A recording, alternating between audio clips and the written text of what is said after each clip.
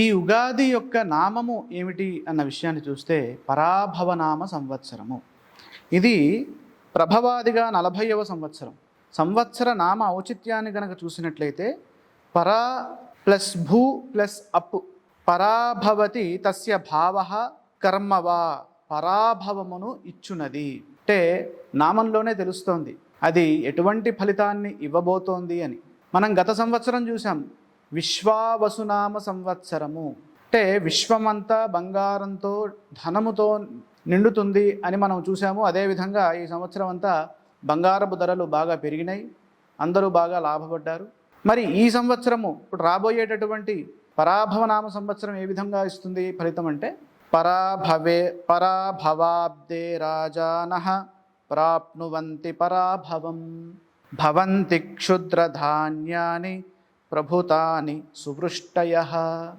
ఇక్కడ పరాభవ సంవత్సరంలో రాజులు పరాభవమును పొందుతారు, నీచ ధాన్యములు పండుతాయి, మంచి వర్షాలు కురుస్తాయి.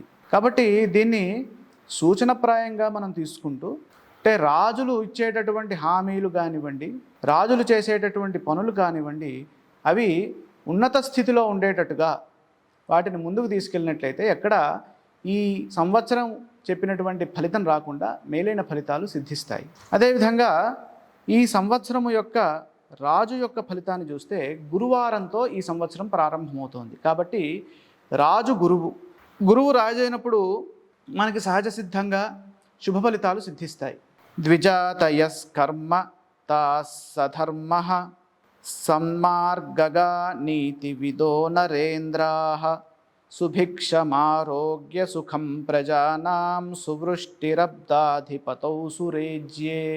సురేజ్యుడు అంటే దేవతలకి గురువైనటువంటి దేవగురు బృహస్పతి రాజు అయినప్పుడు బ్రాహ్మణులు కర్మాసక్తులుగా ఉంటారు, ధర్మయుక్తులు రాజులు సన్మార్గులను నీతివేత్తలను అగుతారు. ఈ సంవత్సరం రాజు ఎవరయ్యా అంటే గురువు. సంవత్సరాధిపతి అంటే సంవత్సరము గురువారంతో ప్రారంభమవుతుంది కాబట్టి గురువు ఈ సంవత్సరానికి రాజు. ఆయన చాలా చక్కటి శుభ ఫలితాలు ఇస్తున్నారు.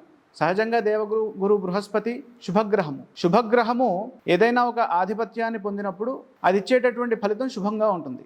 గురువు రాజైన బ్రాహ్మణులు కర్మాసక్తులుగా ఉంటారు, రాజులు ధర్మబద్ధులై ఉంటారు, సన్మార్గులుగా నీతివేత్తలుగా ఉంటారు, ప్రజలకు సుభిక్షము ఆరోగ్యము సుఖము ఇవన్నీ కలుగుతాయి. కాబట్టి ఇక్కడ మనకి మేలైన ఫలితాలే ఈ రాజు యొక్క ఫలితం సూచిస్తోంది. మనకి సంవత్సర ఫలితం పరాభవ అని కాస్త వ్యతిరేక ఫలితాన్ని సూచించినప్పటికీ గురువు దేవగురు బృహస్పతి ఆయన సరైన మార్గంలో ఈ సంవత్సరాన్ని ముందుకు నడిపిస్తారు, రాజులకి సద్బుద్ధిని కలిగిస్తారు, వారిని ధర్మాసక్తులుగా ముందుకు తీసుకెళ్తారు అని మనకి ఈ పంచాంగ శ్రవణంలో ఈ రాజు యొక్క ఫలితం తెలుస్తోంది.